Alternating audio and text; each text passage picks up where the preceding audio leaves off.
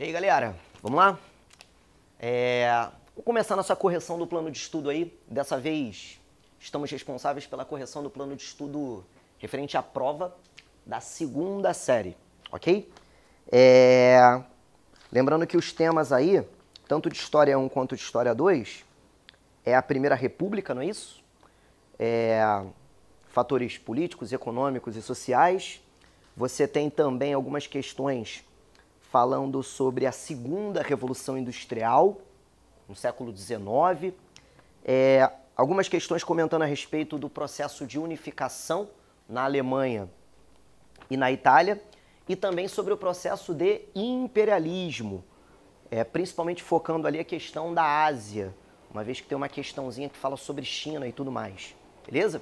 Então a gente vai começar aqui o nosso plano de estudo e vamos ler a questão de número 1, questão discursiva. Vamos lá.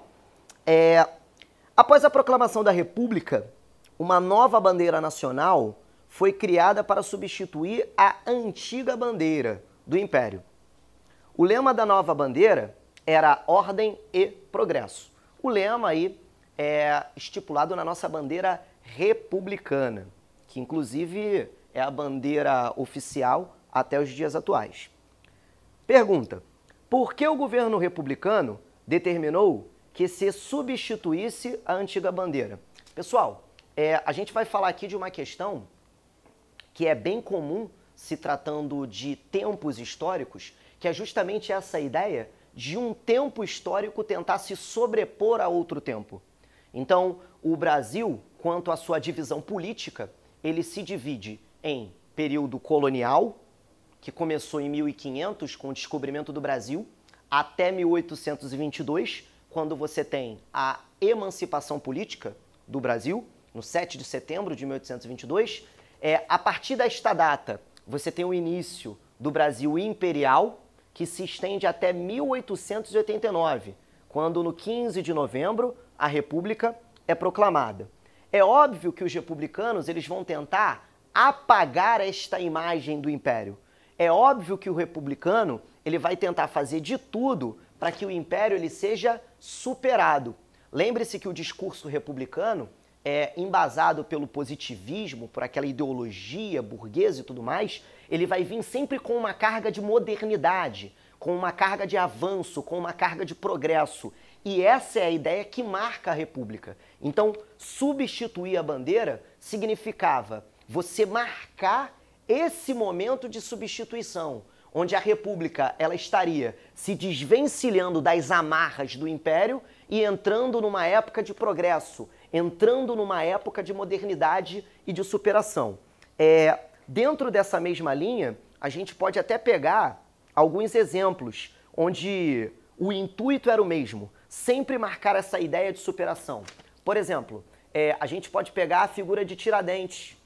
A imagem de Tiradentes, inclusive muito parecida fisicamente com o que é retratado da imagem de Jesus Cristo, aquela imagem de Tiradentes esquartejado, sempre trazendo aquela coisa do Tiradentes sendo alguém que sofreu nas mãos dos portugueses, alguém que sofreu por defender a liberdade.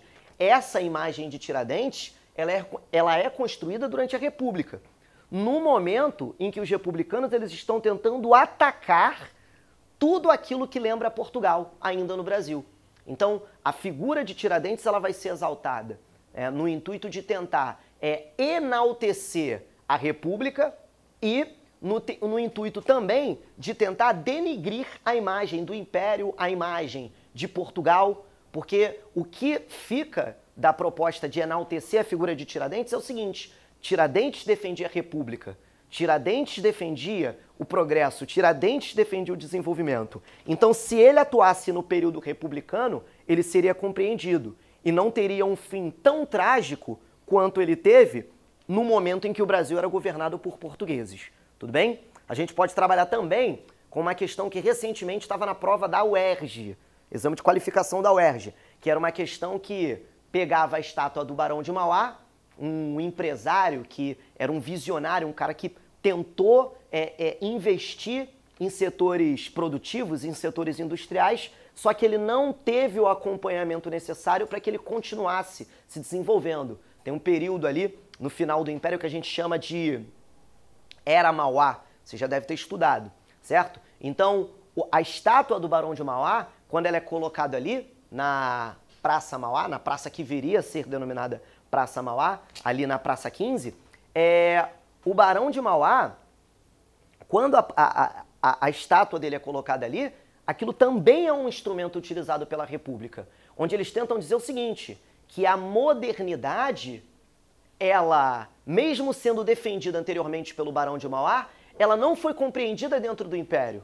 E os republicanos, eles tentam dizer o seguinte, não, nós compreendemos a modernidade. É por isso que nós vamos valorizar a figura de Mauá. Então eles pegaram e deram um lugar de destaque, próximo à zona portuária, bem ali na Praça 15, que era a principal via de escoamento das produções.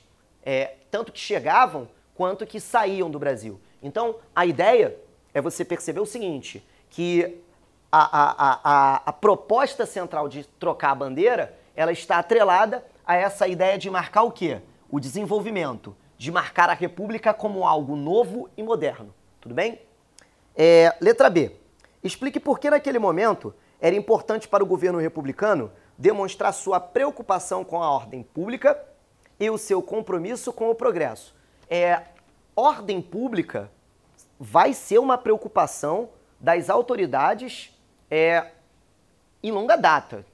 Se você pegar o Império, se você pegar a Primeira República, esses governos, eles não estão acostumados a enxergar qualquer tipo de agitação pública como algo positivo. Ah, mas é uma manifestação pacífica. Não, de maneira nenhuma. Para essas autoridades, para esses governos, tanto da Primeira República quanto do Império, até mesmo da colônia, povo reunido é sinônimo de problema. Por isso existe um esforço profundo das autoridades em si conter movimentos populares.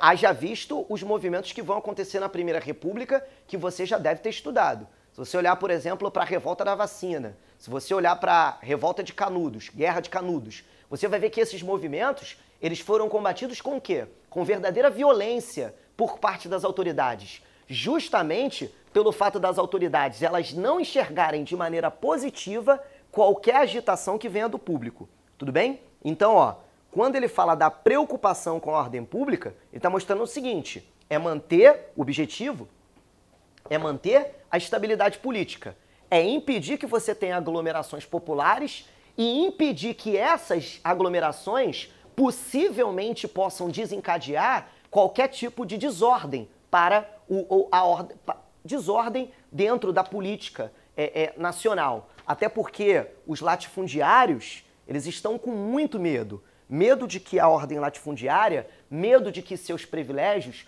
medo de que o mundo que ele está tentando construir possa, de uma forma ou de outra, sofrer qualquer tipo de desajuste. Tudo bem? E o seu compromisso com o progresso? Lembre-se que os militares que apoiam o projeto republicano, eles defendem o desenvolvimento industrial. Por quê? Porque o desenvolvimento industrial, ele significava a possibilidade de reaparelhamento do exército. O exército que, participando da Guerra do Paraguai, viu que era um exército muito deficiente. Um exército que não tinha uma quantidade satisfatória de munição, uma quantidade satisfatória de armas, que não tinha canhões. Então, o exército brasileiro, ele percebe o seguinte, enquanto o governo imperial, ainda imperial, ele se mantém preso ao latifúndio, à monocultura e à agroexportação, não vai acontecer o desenvolvimento industrial no Brasil e o exército ele não vai ser reaparelhado.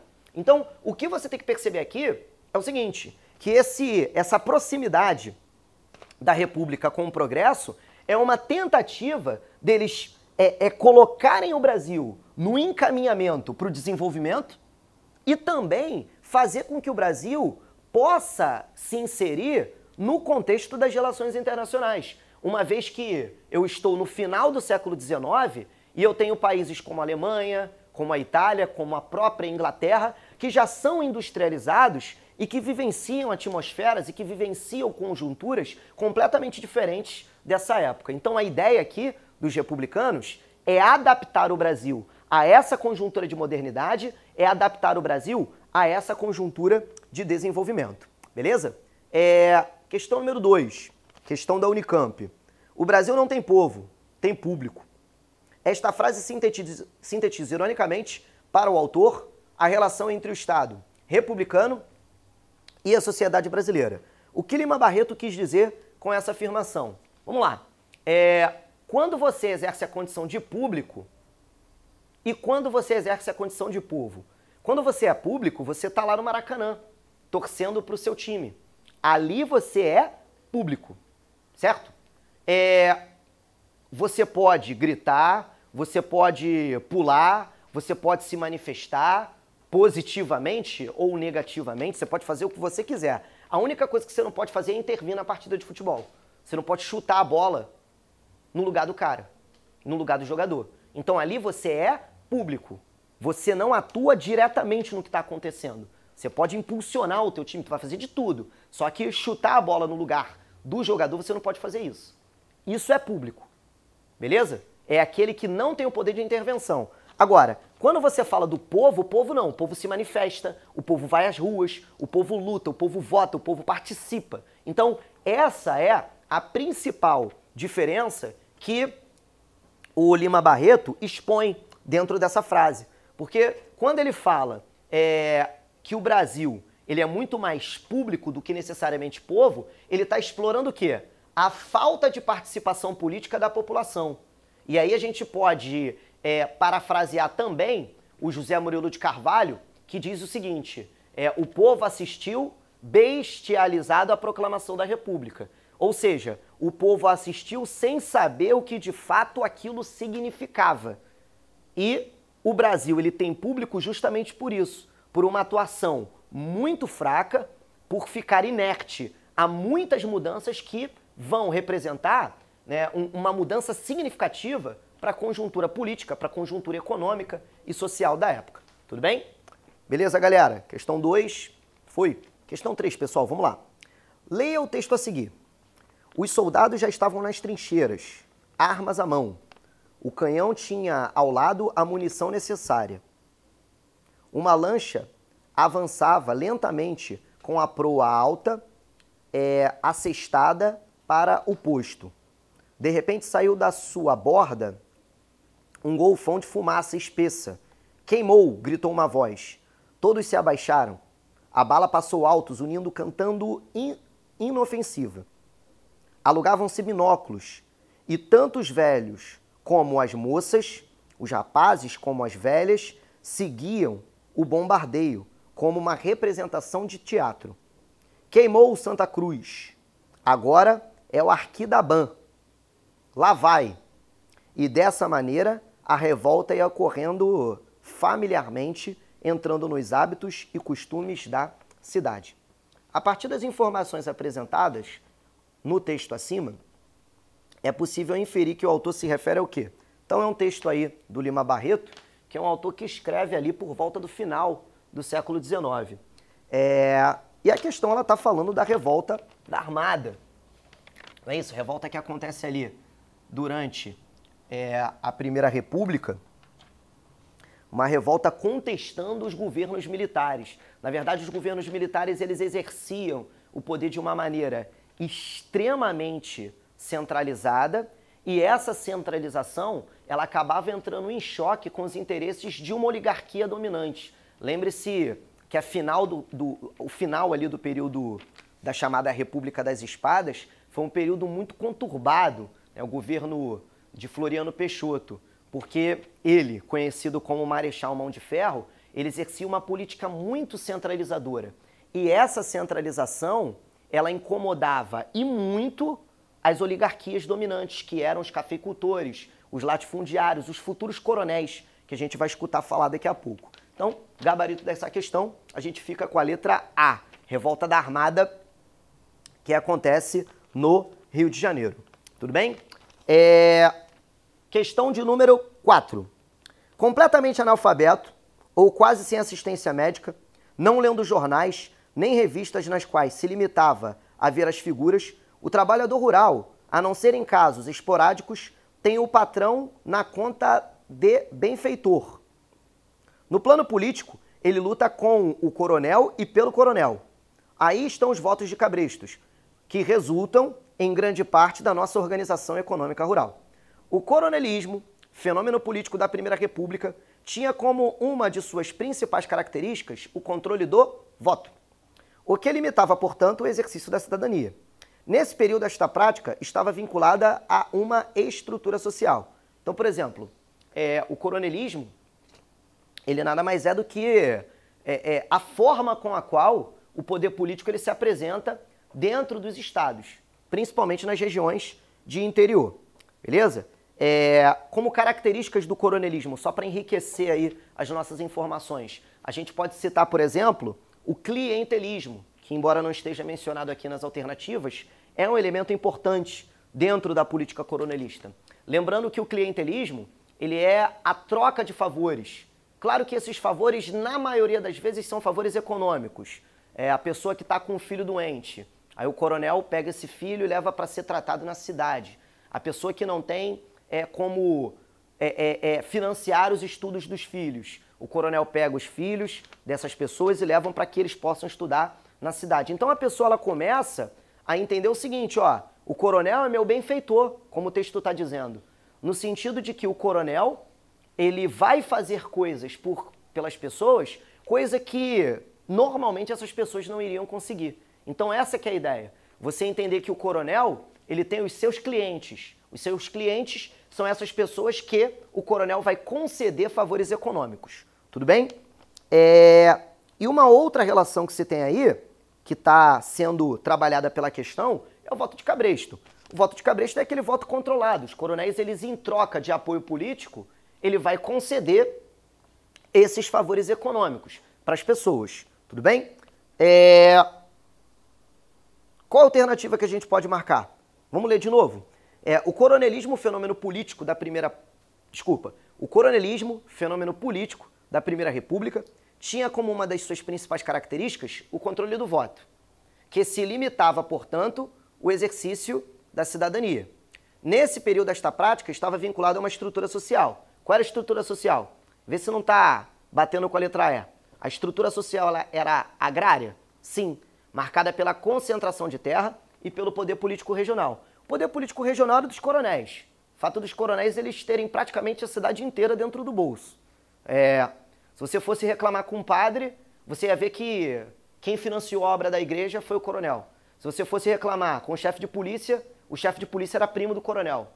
Se você fosse reclamar com qualquer outra autoridade, você ia ver que todas elas estavam vinculadas de uma forma ou de outra ao coronel. Era muito difícil de você conseguir bater de frente com a ordem coronelista, porque o coronel ele representava de fato o poder político regional. Beleza? Então a gente fica aí, ó, número 4, letra E. Beleza? Vamos para a questão de número 5. Celso Furtado, Informação Econômica do Brasil, resume o Convênio de Taubaté com a seguinte medida. Visando estabelecer um equilíbrio entre a oferta e a procura, o governo intervia no mercado adquirindo os excedentes dos cafeicultores.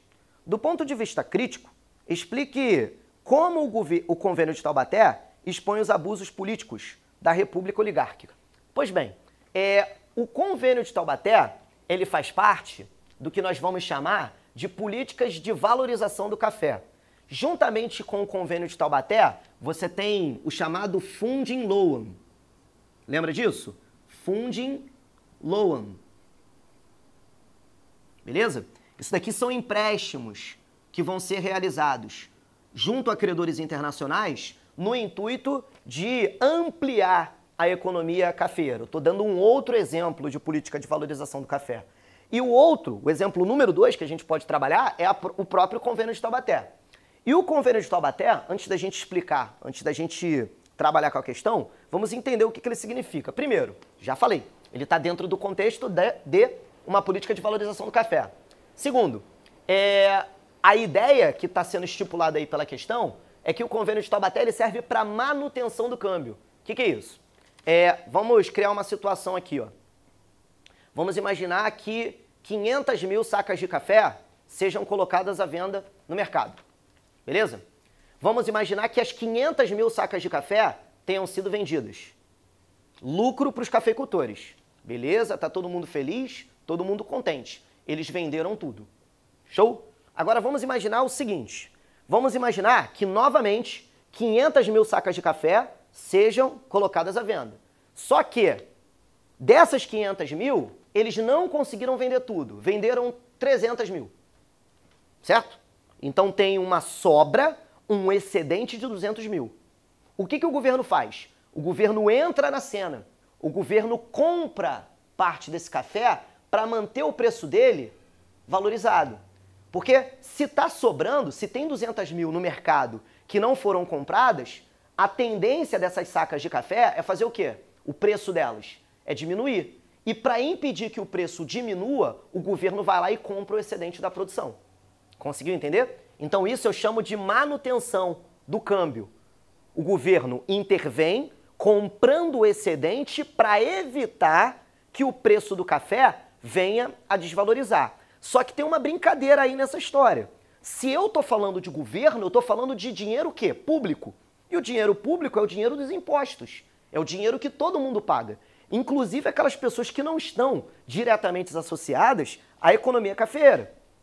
Certo? Então, por isso que alguns autores mais radicais vão dizer que o convênio de Taubaté significa a socialização dos prejuízos. Por quê? Porque quando os cafeicultores têm lucro, eles pegam o lucro e dividem entre eles. Agora, quando eles têm prejuízo, o governo intervém, obrigando toda a população a pagar pelo prejuízo que esses caras possivelmente tiveram. Conseguiram entender? Socialização, porque todo mundo vai pagar o prejuízo dos cafeicultores. E aí você consegue responder a tua questão.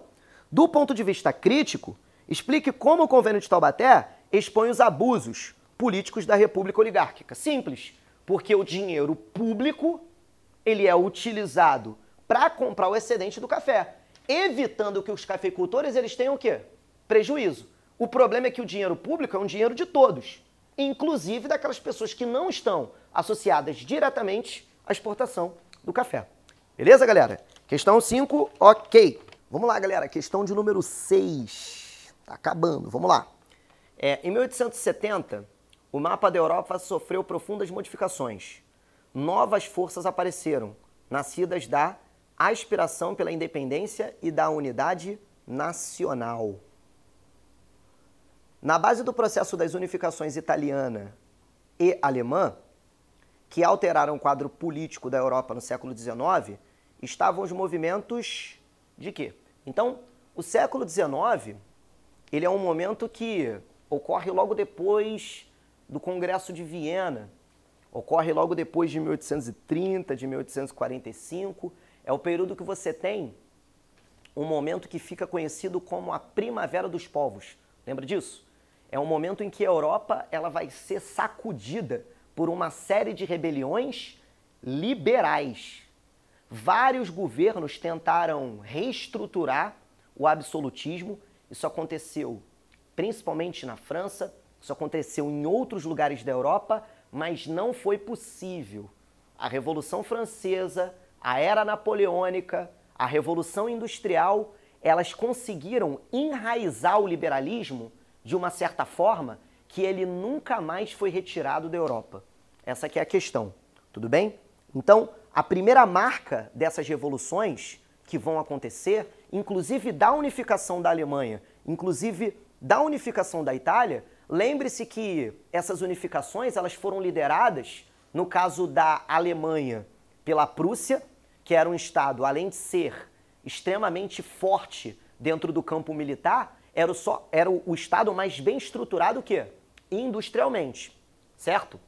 Além dessa questão da força que a Prússia tinha, seja no campo industrial, seja no campo militar, isso faz com que você tenha uma burguesia muito atuante. Aliás, a unificação da Alemanha, ela faz com que a Alemanha tenha um desenvolvimento industrial muito rápido por conta da força da burguesia alemã e também por conta da proximidade que essa burguesia vai ter com relação ao Estado. E no caso da Itália, você tem a liderança do reino de Piemonte e Sardenha, que era o reino mais bem estruturado industrialmente dentro da Itália, dentro daquilo que viria a ser Itália. Então você está conseguindo acompanhar que esses processos são processos que são vinculados à burguesia. E por isso vão ser processos o quê? Liberais. E surge também no século XIX a ideia do discurso nacionalista, o discurso que prega o amor à pátria, que prega a construção de uma identidade nacional, valores ligados a essa identidade. E aí vem o espaço físico, o território, vem a questão do idioma, vem a questão da moeda, vem a questão dos valores culturais que um determinado povo tem, e tudo isso vai construir a ideia de identidade nacional. Todos esses valores são exaltados a partir do século XIX. Então, na questão 6, a gente fica com a letra B. Os valores aí, ó, são valores liberais, acentuadamente o quê? Nacionalistas. Beleza? Vamos para a questão da UERJ, de número 7.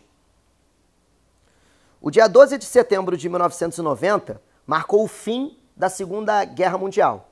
A Alemanha vencida há 45 anos, dividida e colocada sob a tutela de seus vencedores. Encontrou através de sua unificação e sua soberania plena e completa. A última unidade alemã tinha sido proclamada em 1871, na Galeria dos Espelhos do Palácio de Versalhes, depois de uma guerra vitoriosa contra a França. O texto está falando da Guerra Franco-Prussiana. As conjunturas históricas indicadas no texto acima representam aspectos diferenciados. Os dois momentos de unificação, no entanto, transformaram a Alemanha em... E aí? O que a Alemanha foi nesses dois momentos? A gente fica com a letra B, não é isso? 7, letra B.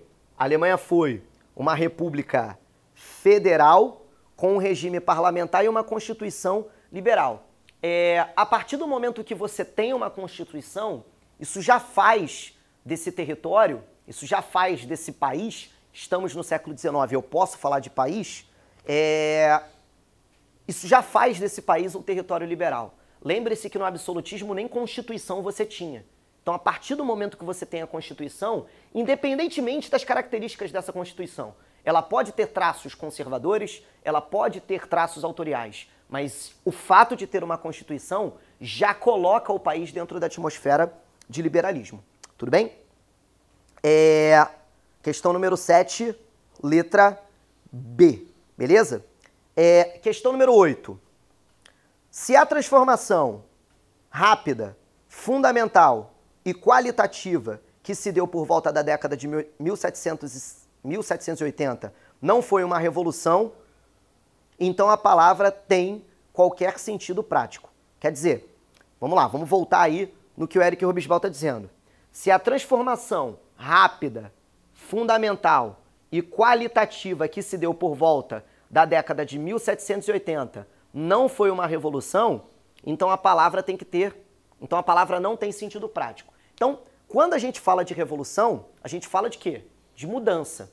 Então, o ano que ele te deu aí foi o ano de 1780. É o ano em que está ocorrendo a primeira Revolução Industrial. Então, na verdade, o que ele quer dizer aí são as mudanças que são provocadas a partir do momento que você tem desenvolvimento industrial. E é claro que você tem mudanças, é claro que ele está correto nessa afirmação. Porque ele está dizendo o seguinte, ó, se isso daí não é revolução, não existe outra coisa que seja. Porque a Revolução Industrial, ela trouxe mudanças? Claro que trouxe. A Revolução Industrial, ela inaugura, ela traz uma nova classe social, que é o trabalhador urbano, que a gente chama de proletariado. Antes esse trabalhador ele não existia, que é o camarada que vai para a fábrica, é o cara que fica o dia todo lá em troca de um salário. Você tem a urbanização, a Revolução Industrial, ela faz com que a população ela se concentre mais na cidade do que no campo.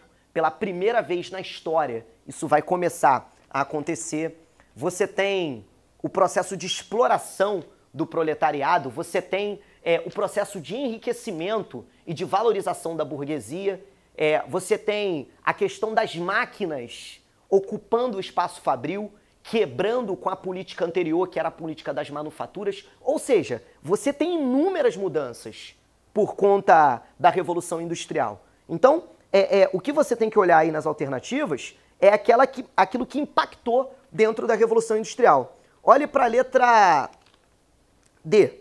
Maior divisão técnica do trabalho, utilização constante de máquinas e afirmação do capitalismo como modo de produção predominante. Quer dizer, a partir do final do século XVIII, é isso tudo que eu tenho?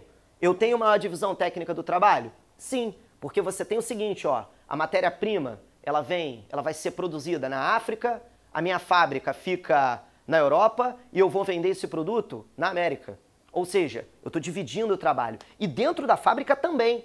Você vai ter aquele responsável pelo trabalho intelectual, você vai ter o cara responsável pelo trabalho braçal, você tem a linha de montagem, que já é uma característica mais do século XIX com o Fordismo, ou seja, você tem inúmeras mudanças provocadas aí.